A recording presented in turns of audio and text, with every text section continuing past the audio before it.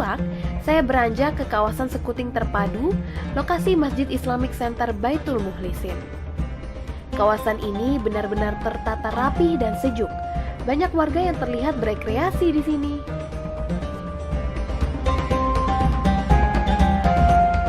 Ya pemirsa Kubah Nusantara, masjid tidak hanya menjadi tempat beribadah umat Islam, tetapi dengan arsitektur bangunan yang unik dan juga beragam, tak jarang menjadikan sebuah masjid menjadi ikon di sebuah kota. Dan masjid juga bisa menjadi saksi dari adanya akulturasi antara kearifan lokal dan juga agama Islam. Seperti tempat saya berdiri saat ini, pemirsa, saya sudah berada di depan dari Masjid Baitul Mukhlisin, di mana bisa dilihat sendiri di belakang saya bahwa masjid ini tidak beratapkan kubah di salah satu tempat, yaitu di Liwak, Lampung Barat. Nah, masjid ini tidak beratapkan kubah karena memang mengadaptasi rumah adat yang ada di Lampung Barat. Nah pemirsa, saya masih akan mengulik lebih dalam lagi mengenai masjid ini bersama dengan imam besar, yaitu Ustadz Abdul Ghani. Jadi tetaplah ikuti saya.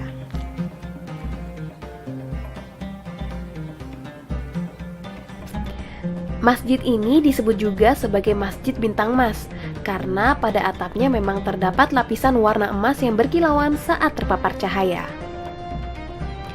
Masjid yang dibangun sejak 2009 ini berdiri di lahan Sekuting Terpadu, kawasan yang menjadi satu dengan sekolah, taman, hingga fasilitas olahraga.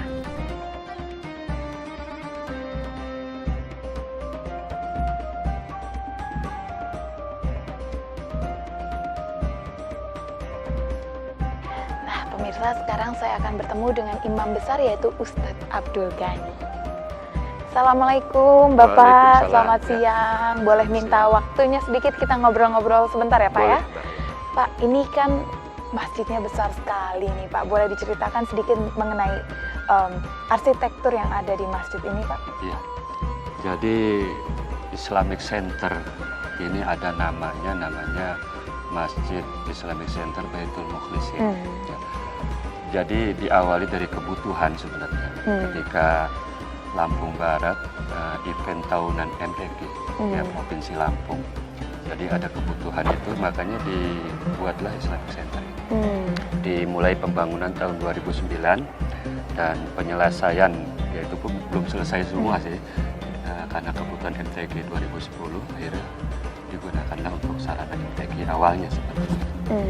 Kalau dilihat arsitekturnya di sini, ini kita lihat ada percampuran kombinasi antara adat lokal dengan budaya Arab. Kalau kita lihat kombinasinya ada, kita lihat ada siger di sini, ya, terus ada bangunan-bangunan lain, gitu kan. Seperti contoh pintu-pintu ini kan contoh daripada kombinasi antara adat lokal dengan budaya Arab. Oke, nah jika kita membicarakan secara fungsi Pak, apakah masjid ini memiliki fungsi lain sebagai selain sebagai tempat peribadahan Pak? Ya, kita lihat di sini sebagai bentuk sosialnya, sebelah kiri saya kita yang menghadap ini itu ada Sekretariat Basnas, Badan Amil Zakat Nasional.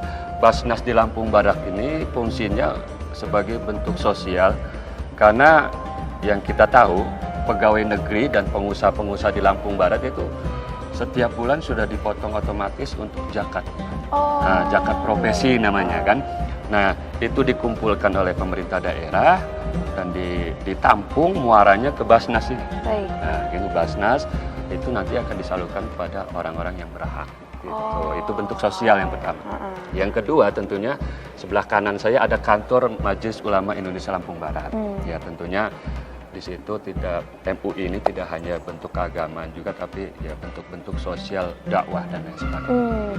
Pak, sebelum masjid ini dibangun, apa yang biasanya dilakukan masyarakat di sini, Pak? Ini kalau saya lihat sebelum masjid ini dibangun, ini kan kebun, Pak. Oh, Kebun.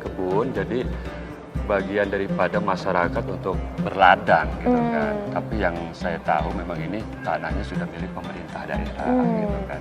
Maka dibangunlah tempat di sini untuk dibuatkan Islamic Center.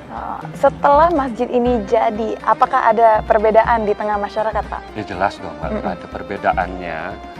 Dulu kita lihat kebun belantara gitu kan. Kalau kita saksikan Mbak nanti sore-sore mungkin banyak sekali ya masyarakat yang ingin ya bermain lah di sini gitu kan. Selain tempat bermain, mereka juga ingin menghirup udara sore menjelang maghrib. Ya tentunya akan ada perbedaan yang mencolok sekali dulu dengan sekarang. Gitu. Gitu. Jadi ramai dikunjungin masyarakat lingkungan dan sekitar. Lalu bagaimana dengan kegiatan umat yang ada di daerah Liwa ini, khususnya ya Pak, sebelum masjid ini dibangun Pak? Ya, dulu sebelum ada Islamic Center ini, masyarakat tuh ya Pemda khususnya memfasilitasi dengan kegiatan PHBI, ya, Panitia Besar Hari Islam gitu kan. Nah di situ biasanya momen-momennya ya kita lihat bagaimana acara Maulid, Isra Mi'raj dan lain sebagainya. Ini sering kita undang ustadz-ustadz nasional gitu kan. Pernah juga didatangkan Mama Dede, Ustadz Jepri Almarhum, Ustadz Solmed dan lain sebagainya. Jadi itu merasa terhibur masyarakat itu dengan adanya Islamic Center ini bisa mengenal sosok ustadz-ustadz nasional yang hanya bisa lihat di TV saja gitu kan. Mereka langsung bisa lihat dengan artinya pemerintah daerah memfasilitasi semua. Gitu. Dan juga sudah dipakai juga ini kalau pelepasan jamaah haji itu di sini Mbak. Jamaah haji. Kemarin sebelum puasa itu dilepas 135 jamaah umroh dari Lampung Barat dari Islamic Center. Wow. Gitu. Itu pemerintah daerah yang membiayai semuanya. Nah, jika dulu belum ada masjid ini, lalu kegiatan seperti itu dijalankan di mana Pak? Itu terbatas, artinya masjid. Kalau Mbak ke Pemda nanti ada Masjid Agung itu, ya kan. Jadi situlah segala kegiatan keagamaan berjalan. Gitu kan. Wow. Ya berarti memang masjid ini tentunya sangat membantu juga kegiatan-kegiatan yang dijalankan masyarakat, begitu ya Pak ya? Mbak, ya. Oke deh kalau gitu Pak, kita boleh keliling lagi di luar masjid gitu ya Pak?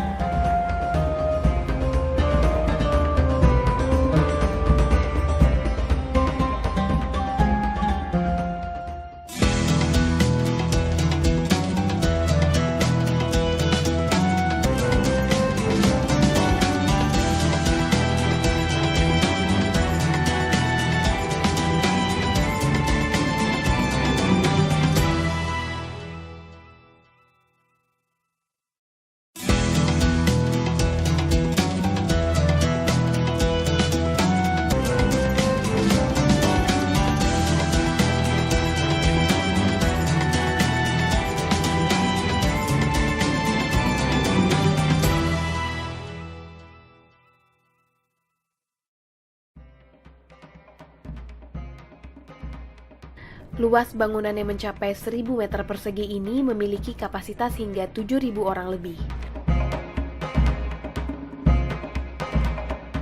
Karena itulah, kegiatan-kegiatan Islami di Lampung Barat sering dipusatkan di sini.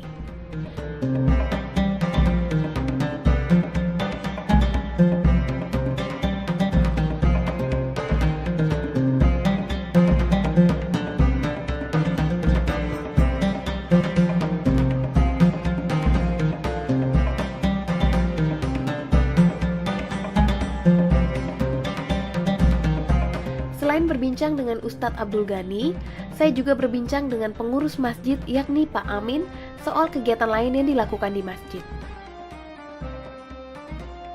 Kalau tadi saya sempat mendengar dari Ustadz Ghani gitu mengatakan bahwa memang ada kegiatan seni. Kegiatan seninya seperti apa memang Pak? Nah kegiatan seni ini ya memang seperti kegiatan-kegiatan apa namanya hadroh, kegiatan marawis. Selain itu juga seni baca Quran, seperti tilawah, ya apa namanya pembinaan bakat MTQ juga pernah dilakukan di Sintan.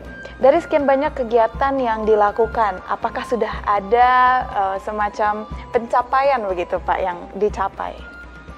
Dari kegiatan-kegiatan ya sejauh ini memang sudah ada, tapi memang baru tahap di lingkungan pemerintah kabupaten ini saja. Ya seperti meraih apa namanya piala tetap yang piala memang tadinya piala bergilir sehingga menjadi piala tetap karena sudah 3 kali berturut-turut memenangkan apa namanya juara umum di MTQ tingkat provinsi Lampung. Nah, ini ya bisa nanti dilihat di depan situ dibangun tugu MTQ, itulah salah satu pencapaian yang mungkin diabadikan menjadi salah satu juga kebanggaan bagi masyarakat Lampung Barat. Wow, luar biasa sekali, alhamdulillah. Terima kasih banyak Bapak atas waktunya. Saya doakan semoga seluruh kegiatan yang ada di sini bisa semakin baik dan mencetak anak-anak yang lebih bertalenta lagi. Nah, pemirsa, demikian hasil wawancara saya dengan pengurus masjid ini, dan saya masih akan terus mengelilingi masjid ini untuk melihat kemegahan. Ikuti saya. Mari Pak, kita jalan.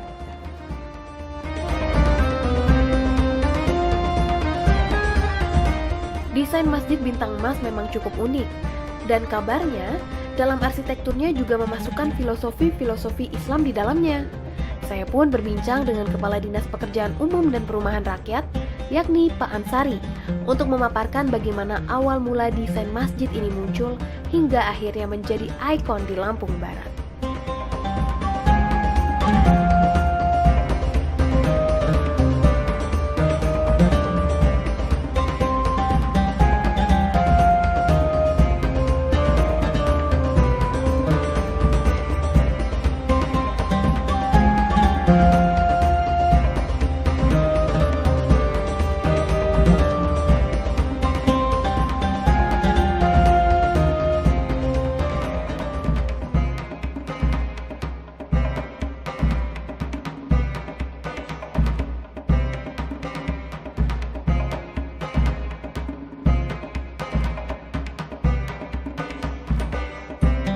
Thank you.